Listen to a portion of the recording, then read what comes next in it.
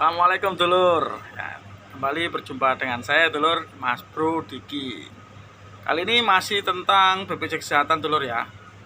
Jadi mungkin banyak bertanya, apa sih perbedaan antara BPJS Kesehatan dengan asuransi swasta yang ada di Indonesia. Jangan lupa dulur, jika Anda suka, tekan loncengnya, subscribe, dan like, share ke teman-teman kalian. Ikuti kelanjutannya ya dulur.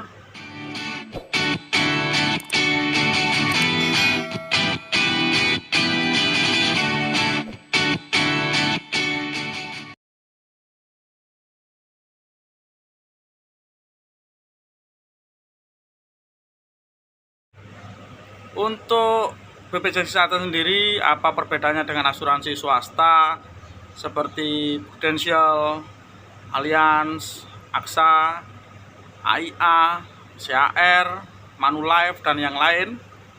Memang pada dasarnya adalah semuanya memiliki tujuan yang sama, yaitu melindungi atau menjadi pengalih resiko ketika muncul gangguan kesehatan pada peserta atau pada anggotanya. Jadi yang pertama untuk BPJS adalah asuransi kesehatan yang dibentuk oleh pemerintah atau negara ya. Jadi tujuannya adalah melindungi hak-hak warga negara untuk mendapatkan fasilitas kesehatan, untuk bisa berobat di tempat fasilitas kesehatan yang sudah disediakan oleh pemerintah maupun swasta. Jadi semua harapannya dokter praktek, klinik, rumah sakit itu semuanya berkoordinasi dan bergabung dengan BPJS Kesehatan sehingga masyarakat bisa berobat secara mandiri ya ke fasilitas kesehatan tersebut. Sedangkan untuk asuransi swasta itu memang kita harus menjadi anggotanya dulu. Kita harus membayar premi untuk menjadi anggotanya, untuk menjadi pesertanya. Jadi ada perbedaannya ya dulur.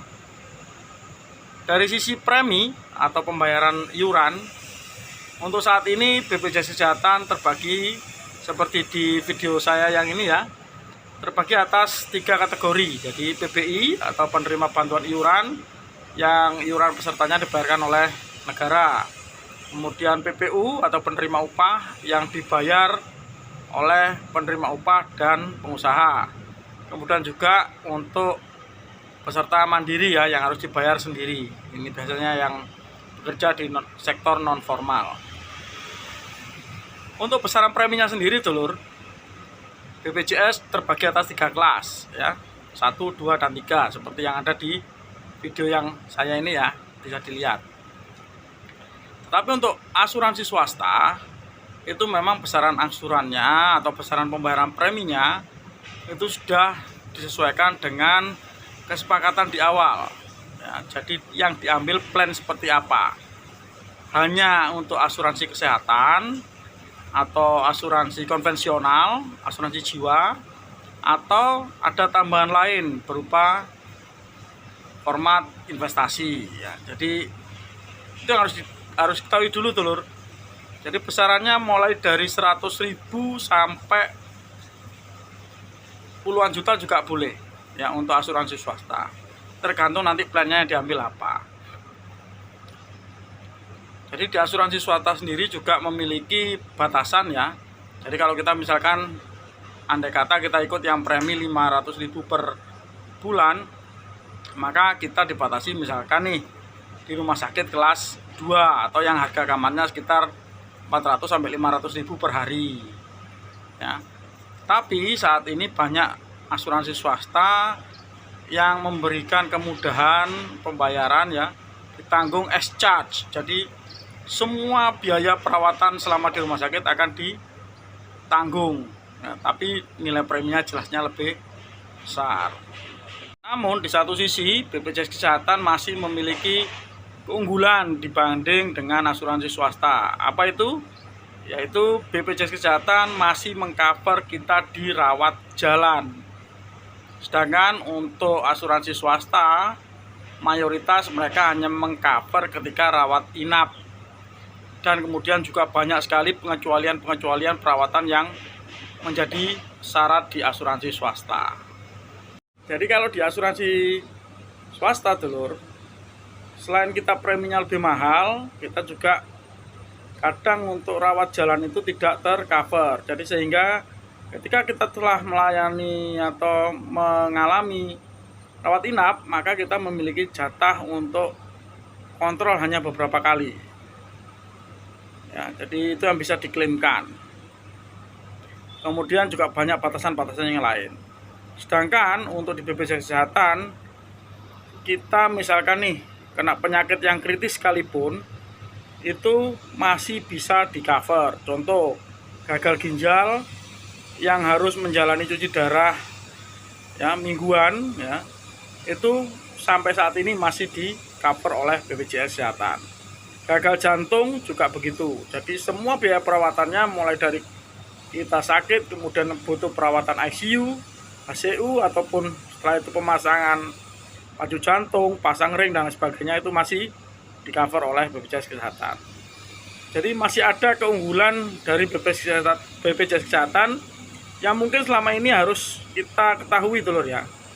Jadi apa sih manfaat kita ikut BPJS itu, sehingga kita tidak hanya bisa mengeluh bahwa wah nggak ono gunane saya ikut BPJS, toh saya tetap sehat-sehat saja. Ya, asuransi memang tujuannya adalah mengalihkan resiko ketika resiko atas kesehatan kita itu datang ya, dulur. Kita tidak tahu ya kapan sakit itu datang, kapan meninggal itu datang. Jadi itu yang harus kita pikirkan.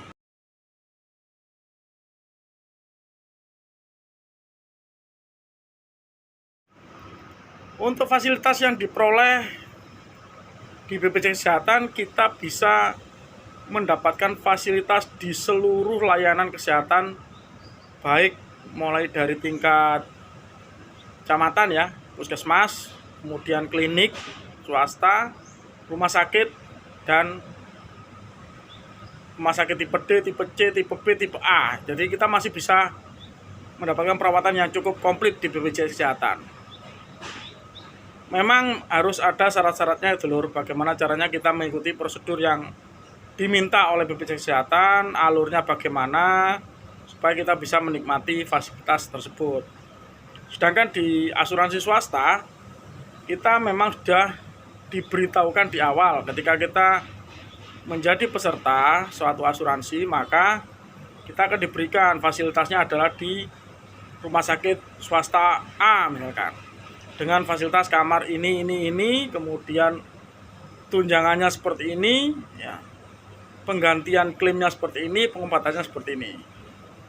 Jadi kalau di rumah sakit swasta dengan menggunakan asuransi swasta, memang kita sepertinya lebih dipermudah karena kita hanya cukup datang, nunjukin kartu, kita langsung opname.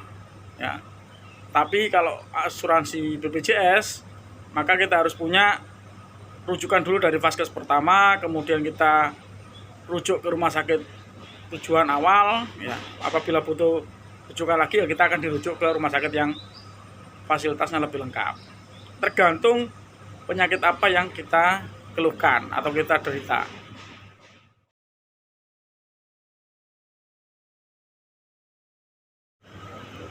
Untuk masa kepesertaan, asuransi swasta punya limitasi ya, dulur. Jadi mereka menawarkan biasanya adalah minimal 10 tahun premi bayar.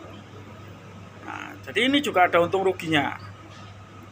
Kenapa untungnya adalah kalau asuransi swasta kebanyakan itu adalah salah satu klausulnya asuransi jiwa. Jadi ketika ada pertanggungan di saat kita meninggal, maka uang pertanggungan jiwa kita akan keluar. Kemudian juga apabila kita cacat dan sebagainya karena kecelakaan, karena di jalan dan sebagainya, setelah perawatan kita juga akan mendapatkan pengembalian atau dana pertanggungan yang sesuai dengan premi yang sudah kita bayarkan. Tetapi di BPJS jangan khawatir, dulur. Di BPJS kepesertaan adalah seumur hidup. Tetapi maksudnya di sini adalah kita akan menjadi peserta BPJS itu di cover oleh BPJS seumur hidup. Ya, jadi kalau misalkan kita ikut PBI, ya berarti kita akan di cover seumur hidup oleh negara. Ketika kita ikut PPU, setelah usia pensiun kita bisa mengalihkan kepesertaan kita menjadi kepesertaan mandiri. Jadi sebisa mungkin dengan premi yang memang lebih murah, itu kita bisa mendapatkan manfaat sebesar-besarnya dari BPJS Kesehatan. Jika dibandingkan dengan asuransi swasta yang minimal pembayaran adalah 10 tahun, ya, bayangin aja kalau 10 tahun kita minimal 500.000 per bulan, maka kita harus bayar 60 juta. Ya, ya memang kalau dihitung seperti itu kita masih kemungkinan diuntungkan, ya. Tapi tetap jika ingin mengikuti asuransi swasta, maka harus betul-betul paham tiap klausul yang dinyatakan dalam polis asuransi kita.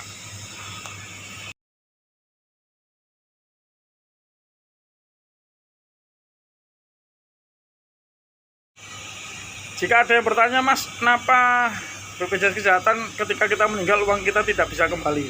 Ya, itulah asuransi yang diayomi atau ditangani oleh pemerintah. Jadi semuanya adalah sifatnya gotong royong. Jadi ketika kita bicara dengan gotong royong, maka ketika ada yang sakit, maka itu akan disubsidi dari peserta yang lain.